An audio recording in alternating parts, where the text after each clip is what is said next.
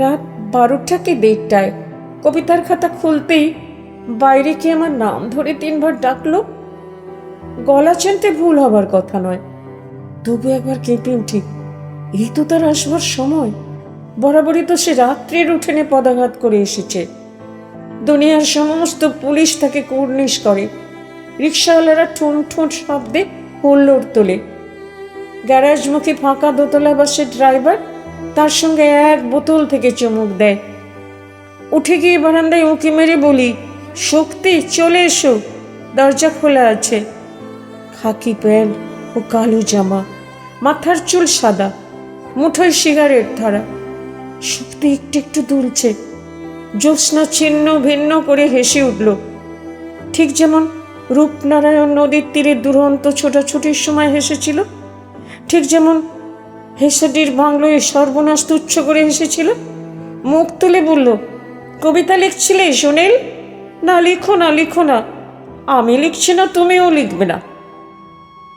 এমনকি পান করিনি যে আমার দৃষ্টি বিভ্রম হবে, হলোগ্রাম দেখব। কোথায় শক্তি? মাঝরাতে রাস্তা শুনশান, অতি নিঃসঙ্গতার মতন মোহময়। শক্তি আর কখনো আসবে না। যখন তখন এসে রাম চাইবে না, তাকে আমি জানি না। আবার ফিরে আসি কবিতার খাতার কাছে। কলম তুলে নেই আঙুলে। পরক্ষণেই সিগারেট ধরাতে গিয়ে দাব দাব করে আগুন। মুখের মধ্যেও টের পাই আগুন। সমস্ত শব্দের মাত্রা ও ছন্দ হারিয়ে যায়।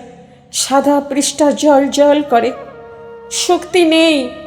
কবেকার সেই দুজনে মিলে লেখা লেখার খেলা হঠাৎ শেষ হয়ে গেল।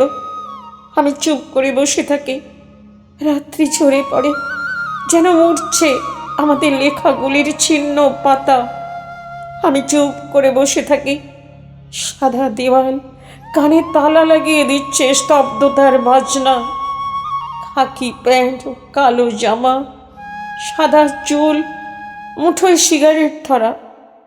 শক্তি একটু একটু দুলছে, একটু একটু দুলছে।